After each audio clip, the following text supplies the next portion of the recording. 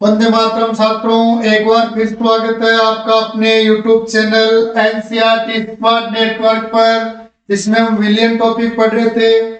विलियन chapter जो है अपना लगभग समाप्त होने वाला है। इस चैप्टर में हमने इससे पहले वाली कक्षा में जो अनादर विलियन है उसके दो प्रकार, धनात्मक विचलन प्रदर्शित करने वाले विलियन, ऋणात्मक विचलन प्रदर्शित करने वाले विलियन, उसके बाद स्थिरवादी मिश्रण और सबसे लास्ट में पढ़ा था हमने असामान्य मोलर द्रव्यमान या कह सकते हैं असामान्य आणविक द्रव्यमान। तो देखो आज बात करते हैं इसी में हम आगे अपने अणु संख्यक गुणधर्म, अणु संख्यक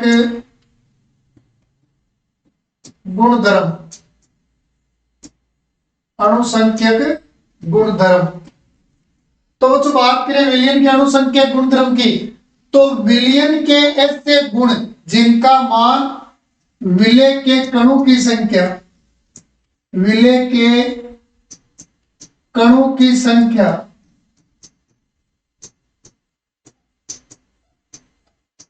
पर निर्भर करता हो,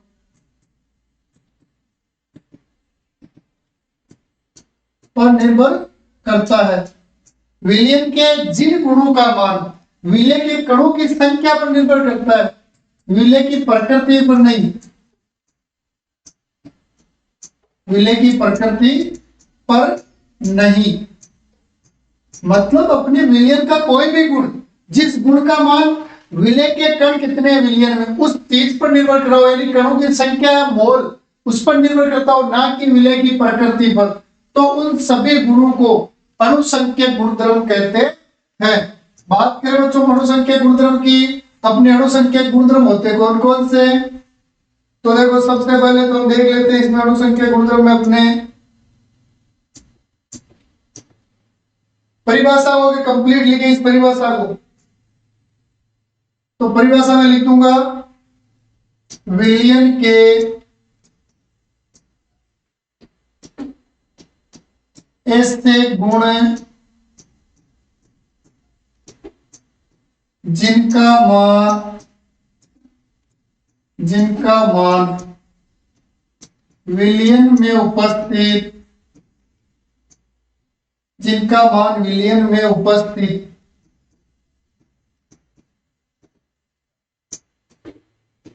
विलेय के कणों की संख्या पर निर्भर करता है, पर निर्भर करता है, उन्हें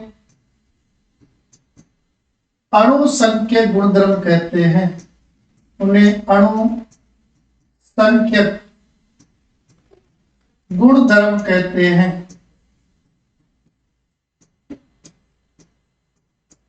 तो किसी भी विलियन के जिन गुणों का मान विलेय के कणों की संख्या पर निर्भर करता है, उन्हें अणुसंख्यक गुणधर्म कहते हैं, जो निम्न है। और अब देखते हैं अपने अणुसंख्यक गुणधर्म है कौन कौन से। तो सबसे पहले नंबर 1 ले लेते हैं हम, वाष्प दाब का आपेक्षिक अवनमन, वाष्प दाब का आपेक्षिक अवनमन। दूसरा जो गुणधर्म होता है वो होता है बच्चों आपके क्वथनांक का उन्नयन, क्वथनांक का उन्नयन। तीसरा जो गुणधर्म होता है आपके वो होता है बच्चों हिमांक का उन्नमन, हिमांक का अवनमन। और चौथा जो गुणधर्म होता है वो होता है आपके प्रासरण दाब, प्रासरण दाब। ये 4 ऐसे गुण है जो विलेय के कणों की संख्या पर निर्भर करता है, विलेय की प्रकृति इन गुणों को प्रभावित नहीं करती है। स्क्रीनशॉट लो देंगे इसका। देखो इसमें दो शब्द ध्यान देना, एक तो आ रहा अवनमन और एक आ रहा उन्नयन शब्द। इन चार गुणधर्मों में दो जगह तो अवनमन आ रहा है, एक जगह क्या आ रहा है उन्नयन। सबसे पहले अवनमन और उन्नयन का अर्थ समझते हैं। जहां बच्चों अवनमन लिखा हुआ है और एक लिखा हुआ अपने पास उन्नयन, इन दोनों शब्दों की बात करें तो अवनमन का अपने मतलब है कमी, कमी होना। अवनमन मतलब है कमी होना और उन्नयन मतलब होता है वृद्धि होना। उन्नयन का मतलब है वृद्धि होना। अब बच्चों जब हम अपने राउंड के नियम पढ़ रहे थे तो हमने एक बात देखी थी, अगर कोई शुद्ध पदार्थ है तो उसका वास्तव जैसे पदार्थ के कोई अन्य गुण भी है, भौतिक गुण, वो सदैव निश्चित होते हैं, जैसे वास्तव निश्चित होता है और भी भौतिक गुण है। शुद्ध पदार्थ के क्या होते हैं निश्चित। और यहाँ पर हम शुद्ध पदार्थ के रूप में जैसे विलायक ले रहे हैं तो विलायक का चाहे वो प्रासरण दाब हो, चाहे वाष्प दाब हो, चाहे क्वथनांक हो, चाहे हिमांक हो, ये तो क्या रहना विलायक का तो क्या रहना है निश्चित रहना। अकेला जब विलायक है तो उसका ये मान जो क्या रहेगा निश्चित। अब अपने आ रहा है यहाँ पर अवनमन, इसका हिमांक का अवनमन यानी हिमांक में कमी होगी, वाष्प दाब का अपेक्षिक अवनमन मतलब वाष्प दाब में कमी होगी। और एक आ रहा उन्नयन, उन्नयन मतलब वृद्धि किसमें क्वथनांक में, यानी हिमांक और वाष्प दाब में तो कमी होगी और क्वथनांक में वृद्धि होगी। लेकिन बच्चों कमी और वृद्धि होगी किसमें भाई, अकेला विलायक पदार्थ है या शुद्ध पदार्थ है उसका मान तो फिक्स रहना है। लेकिन जब इस विलायक में आप कोई पदार्थ मिला दोगे, विलायक में क्या मिला दोगे आप विलेय, मोस्टली हम अवाष्पशील मिलाते हैं, अवाष्पशील ठोस मिलाते हैं विलेय के रूप में। तो जब अवाष्पशील ठोस को एक से विलेय मिला देते हो, अब विलायक में जैसे विलेय मिला दिया तो विलायक का अवनमन या उन्नयन हो जाएगा, लेकिन वास्तविकता में पूरे विलयन के लिए लागू होगा, यानी शुद्ध पदार्थ का अवनमन या उन्नयन नहीं होता है। जैसे ही शुद्ध पदार्थ में विलायक में विलय मिलाएंगे तो विलय की उपस्थिति के कारण या तो उन्नयन होगा या अवनमन होगा। तो यह अवनमन और उन्नयन शब्द का अर्थ है। देखो इसी में आगे देख लेते हैं हम। सबसे पहले देखते हैं हम वाष्प दाब का आपेक्षिक अवनमन। वाष्प दाब का आपेक्षिक अवनमन बच्चों यहां से अपने न्यूमेरिकल क्वेश्चन में बनेंगे, इसलिए इनको आराम से बढ़िया तरीके से समझना। नहीं समझ में आए तो वापस बोल देना, कमेंट बॉक्स में लिख देना आप वाष्प दाब का आपेक्षिक अवनमन। तो देखो वाष्प दाब के आपेक्षिक अवनमन की बात करें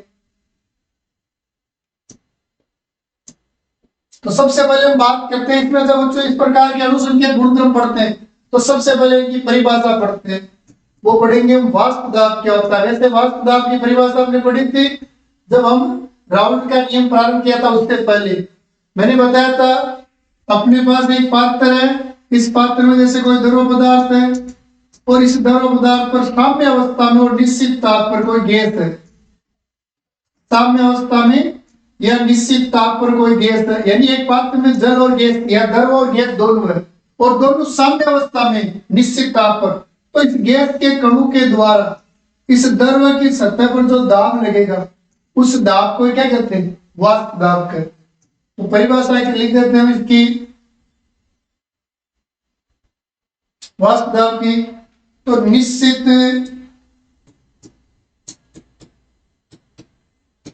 निश्चित ताप पर साम्य अवस्था में किसी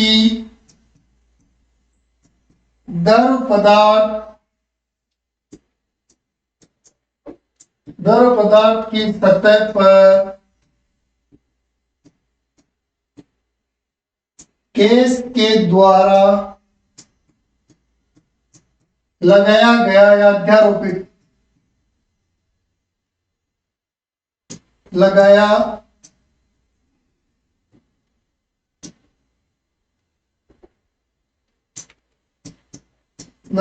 गया दाब संतृप्त वाष्प दाब या वाष्प दाब कहलाता है, वाष्प दाब कहलाता है। ये होती है बच्चों अपने वाष्प दाब की परिभाषा कि साम्य अवस्था में पात्र है, एक पात्र में द्रव पदार्थ और गैस साम्य अवस्था में और ताप निश्चित है, तो उस द्रव की सतह में गैस जो दाब लगाती है वो दाब उसका संतृप्त वाष्प दाब या उसका वाष्प दाब या वेपर प्रेशर कहलाता है। तो वाष्प दाब है, वेपर प्रेशर है, मतलब इसको P से दर्शा देंगे हम। अब बात आती है अपने वाष्प दाब का आपेक्षिक अवनमन कब हुआ। वाष्प दाब का आपेक्षिक अवनमन किस चीज को देखिए हम, तो देखो तुमने जब राउल्ट का नियम पढ़ा था तो उसमें हमने देखा था कि वाष्प दाब का आपेक्षिक अवनमन अपने को कब प्राप्त हुआ, जब विलय जो था वो क्या था, अवाष्पशील। तो जब किसी शुद्ध विलायक में, शुद्ध विलायक में कोई अवाष्पशील ठोस पदार्थ मिलाया जाता है, मिलाया जाता है, तो विलायक का वाष्प दाब, यहां विलायक की जगह हम विलयन भी लिख सकते हैं क्योंकि जैसे ही विलय आएगा वो विलयन हो जाएगा। विलायक का वाष्प दाब घट जाता है, घट जाता है। वाष्प दाब में होने वाली इस कमी को, होने वाली इस कमी को वाष्प दाब का आपेक्षिक अवनमन कहते हैं, आपेक्षिक अवनमन कहते हैं।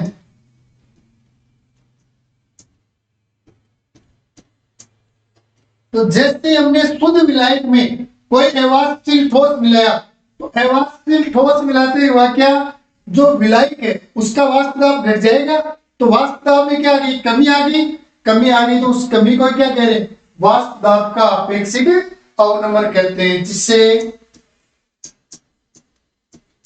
डेल P से दर्शाते हैं, डेल P से दर्शाते हैं। वैसे वास्तविकता में देखें तो अवनमन क्या है, कमी तो है शुद्ध पदार्थ की मात्रा में और बाद में विलयन बना उसकी मात्रा में जो अंतर है वो, तो डेल P से दर्शाते हैं। स्क्रीनशॉट लो इसका भी।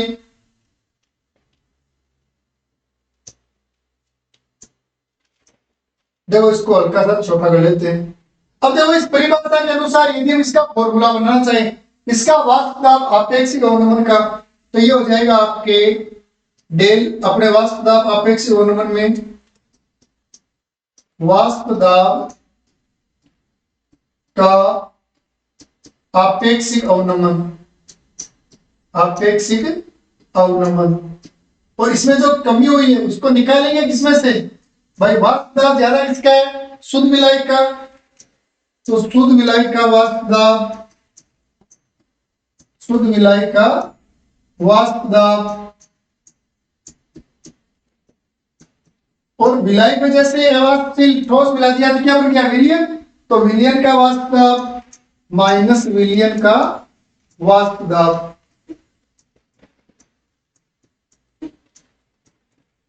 तो देखो वाष्प दाब का अपेक्षिक अवनमन, इसको डेल P से दर्शा रहे, अंतर डेल आ रहा है, अंतर के लिए P यानी प्रेशर में, तो जो आपका वेपर प्रेशर है उसका जो अंतर है वो आ जाएगा डेल P। शुद्ध पदार्थों के लिए अपने राउल्ट के लिए बात किया था, शुद्ध पदार्थों के लिए मोस्टली लोड लगाते हैं और शुद्ध विलायक, विलायक को मोस्टली ए मानते हैं, तो P नोट A, और विलयन का वाष्प दाब माइनस विलयन का वाष्प दाब वेपर प्रेशर P, और विलयन का है तो ये P टोटल, तो ये अपना संबंध होता है P note A minus P total बटा डेल P। ये था जो आपके वाष्प दाब का आपेक्षिक अवनमन। एक बार इसका भी स्क्रीनशॉट लो, देखें अब जो इस वाष्प दाब का अपेक्षिक अवनमन को हम आगे समझते हैं। तो देखो अपने वाष्प दाब का अपेक्षिक अवनमन जो आया था वो आया था अपने राउल्ट के नियम से।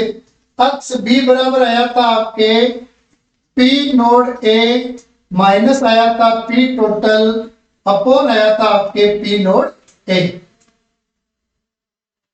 राउल्ट के नियम से, राउल्ट के नियम से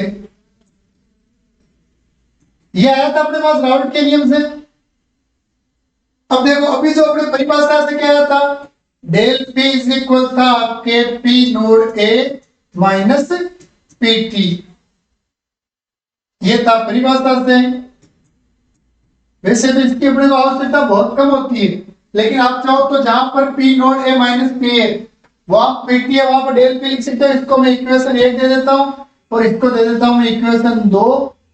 तो इक्वेशन 1 व 2 से, तो देखो इक्वेशन 1 व 2 से क्या बन जाएगा, X B is equal del P upon P nought A. मैं फिर कह रहा हूं इसको आप चेंज करके नहीं लिखते हो तो भी कोई दिक्कत नहीं है, लेकिन जब कभी आपको आपेक्षिक अवनमन नहीं दिया हो, आपको शुद्ध विलायक का वाष्प दाब दिया हो, विलयन का कुल वाष्प दिया हो, तो आप इस सूत्र को यहाँ अप्लाई कर सकते हो। हम इसी को आगे सोल्व कर लेते हैं।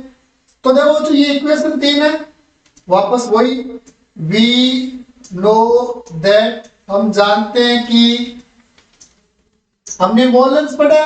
तो देखो एक्स बी बराबर हमने ये पढ़ा था W B upon M B, बट्टे में पढ़ा था हमने W A upon M A plus W B upon M B. ये पढ़ा था बच्चों, आपको याद हो तो हमने मोलन्स में, जब हमने घटक बी का मोलन्स निकाला था तो अपने पास ये आया था। तो देखो इसमें हम क्या करते हैं, कुछ लिमिटेशन या कुछ चीजें मान के इसको सोल्व करते हैं। तो सबसे पहले मैं मान लेता हूं कि ये जो डब्ल्यू ए है अपॉन एम ए है, ये ग्रेटर ग्रेटर ग्रेटर ग्रेटर है किसकी तुलना में, W B upon M B.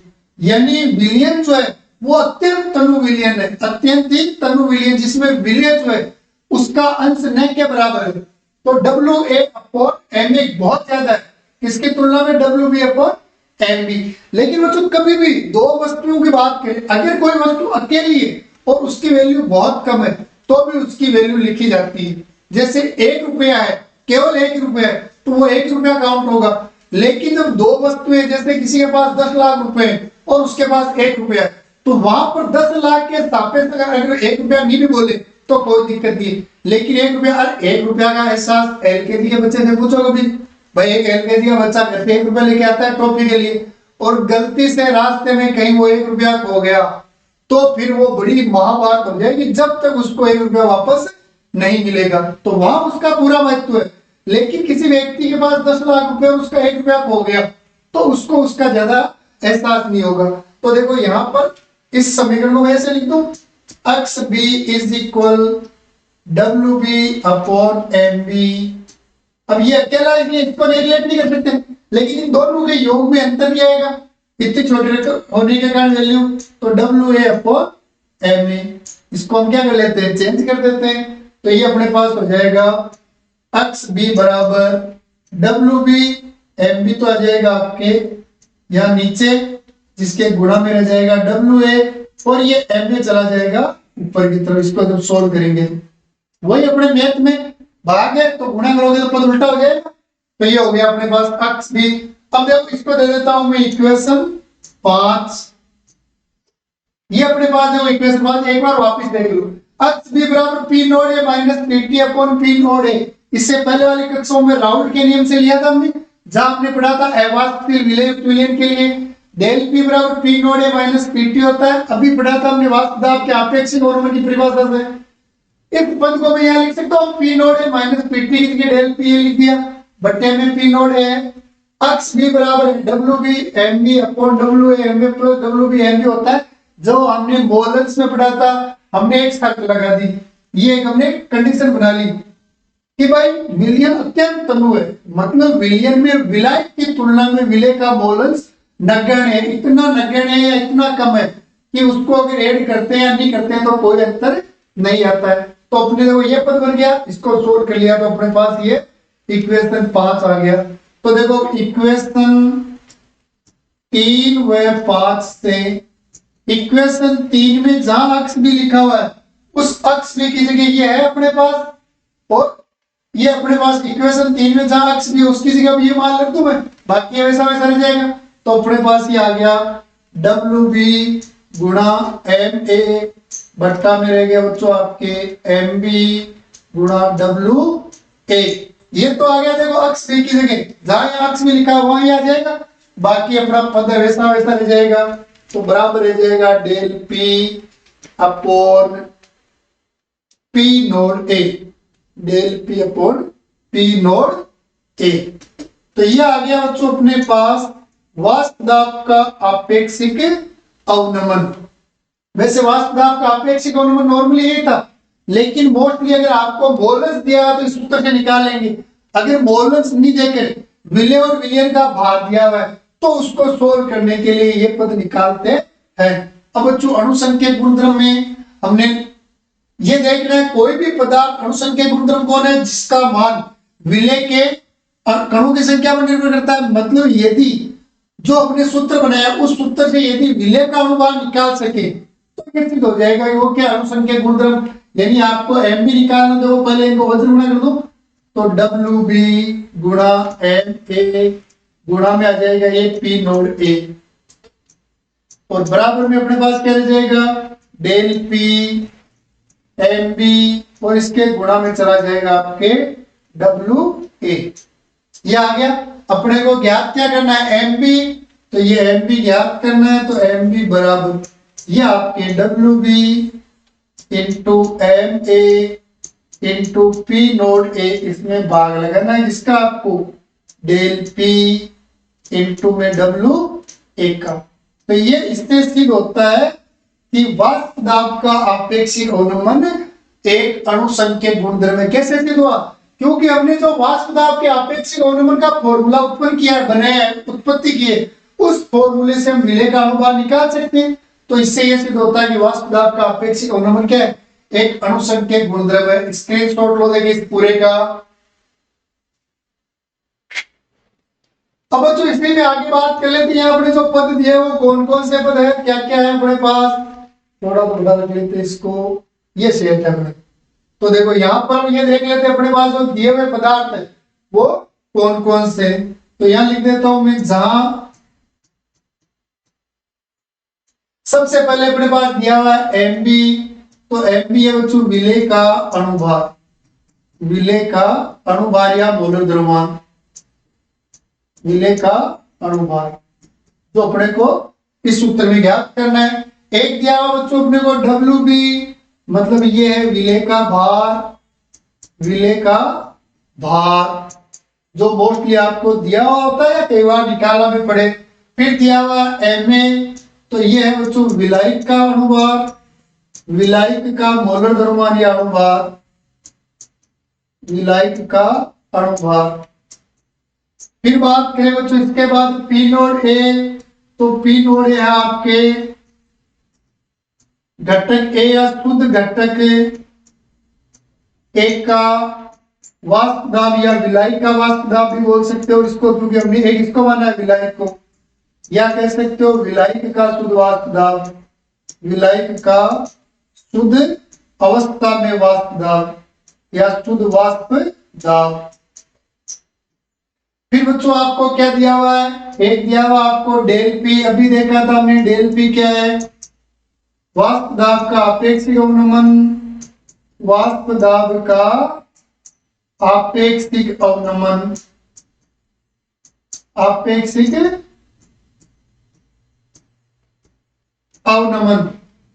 और एक दिया हुआ बच्चों अपने को डब्ल्यू ए, तो डब्ल्यू ए क्या है, विलायक का भार, विलायक का भार। ये बच्चों आपके वाष्प दाब का आपेक्षिक अवनमन होता है। ये कंप्लीट। कोई भी समस्या हो इसमें वैसे तो आपको खुद मिलाना है, डेरिवेशन को आप जितना अपने हाथ से सोल्व करोगे उतना ही ज्यादा समझ में आएगा। फिर भी कोई समस्या है तो आप इसको दोबारा पूछ सकते हो, कमेंट बॉक्स में लिख देना कि सर रिपीट करो, इसको वापस रिपीट कर देंगे, आप क्लास रिपीट चला कर देख लेना, दोनों ही सिचुएशन आपके पास। पहला गुण देख लिया बच्चों, दूसरा गुण देखते हैं। मैं दूसरा है बच्चों आपके क्वथनांक, क्वथनांक का उन्नयन, क्वथनांक का उन्नयन। ये आपका अनुसंख्यक गुणधर्म निकालते हैं, वही सबसे पहले आपको परिभाषा लिखनी है, क्वथनांक क्या होता है।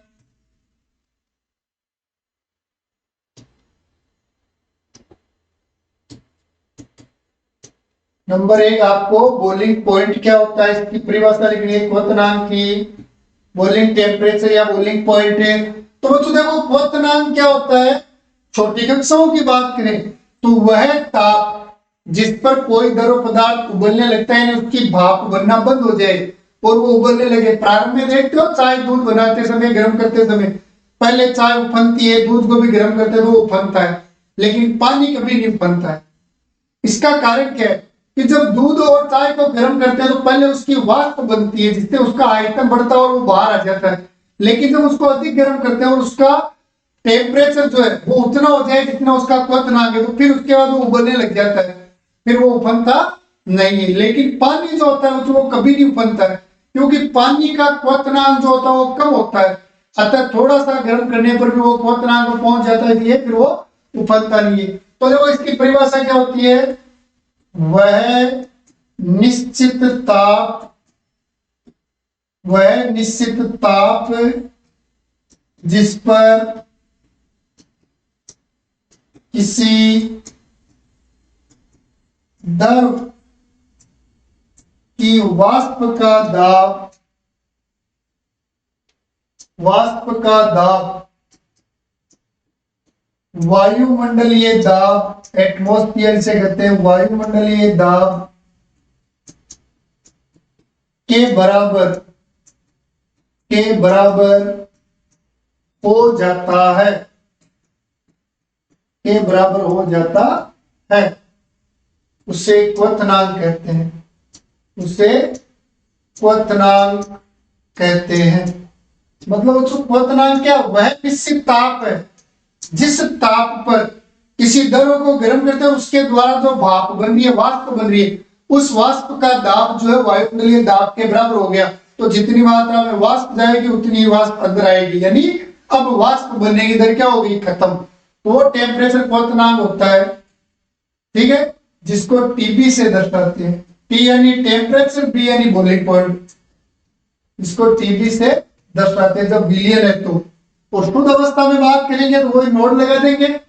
अब बात कर लेते हैं बच्चों क्वथनांक का उन्नयन, क्वथनांक का उन्नयन।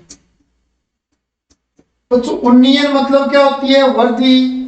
अब अपने जैसे पानी है, पानी को गर्म करेंगे तो पानी जो होता है वो लगभग दो अपने 373.15 केल्विन ताप पर क्या होता है, उबलने लगता है, यानी उसका क्वथनांक 373.15 सेंटीग्रेड में आपके 100 डिग्री सेंटीग्रेड है। अब पानी में जैसे हमने कोई पदार्थ मिला दिया, जैसे सुक्रोज मिला दिया, अवाष्पशील पदार्थ के रूप में क्या मिला दिया, सुक्रोज। तो जैसे ही पानी में सुक्रोज मिलाएंगे, ये पहले अपने शुद्ध मिलाई के रूप में केवल पानी है, और इस पानी, ये केवल पानी है जिसका बॉइलिंग टेम्परेचर जो होता है, बॉइलिंग पॉइंट जो होता है वो 100 डिग्री सेंटीग्रेड के लगभग होता है, या आप इसको कह सकते हो केल्विन में लिखो तो 373.15 केल्विन के आसपास होता है। लेकिन जैसे इस शुद्ध विलायक में आप किसी अवाष्पशील विलय को मिला देते हो, आप ये मिला दिया आपने, जैसे कुछ मात्रा में अवाष्पशील विलय सुक्रोज मिला दिया आपने। अब जैसे ये सुक्रोज मिलाओगे तो इस विलयन का क्वथनांक जो है वो 101 अपने 100 डिग्री सेंटीग्रेड से बढ़कर लगभग 101 डिग्री या 101.5 डिग्री सेंटीग्रेड के आसपास हो जाएगा। तो वह क्या है, क्वथनांक में वृद्धि किसके, पानी के में, कब ये जो सुक्रोज मिलाया, और जैसे पानी में सुक्रोज मिलाया क्या बन गया, विलयन। तो देखो मैं परिभाषा क्या लिख सकता हूं, जब किसी शुद्ध विलायक, शुद्ध विलायक में अवाष्पशील कोष इनको मिटा देते हैं।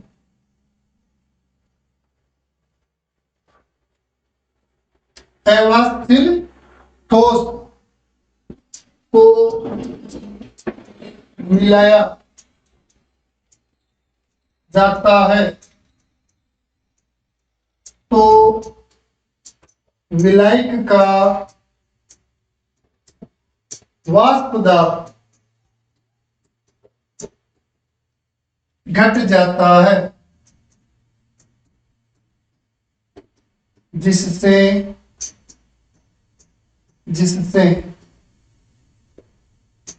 विलयन की जगह विलायक कहाँ में ले सकते हो, विलयन का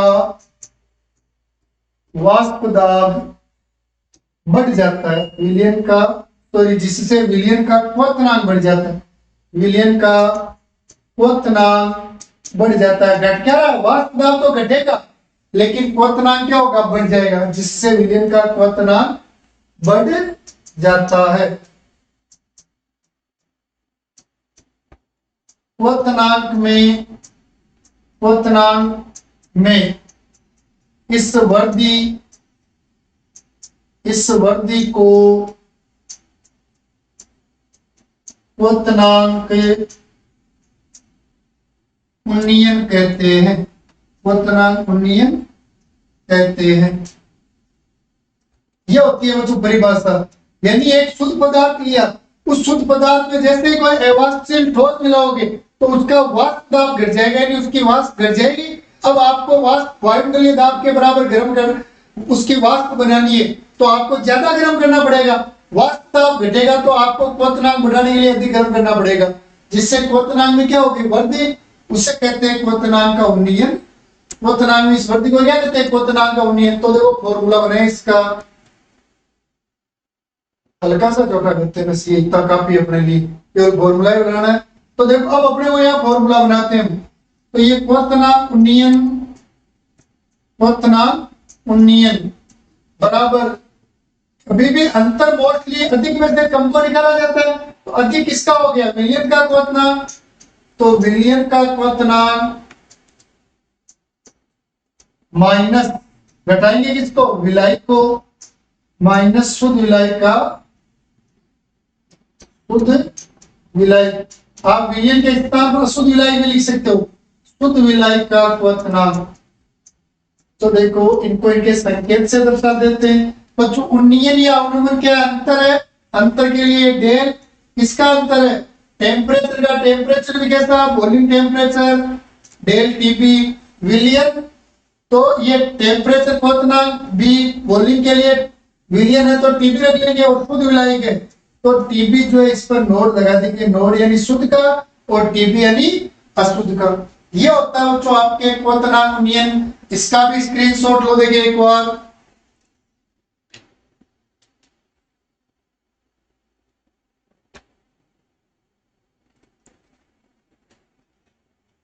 ठीक है, अब इसके बाद इसी को आगे सोल्व कर लेते हैं।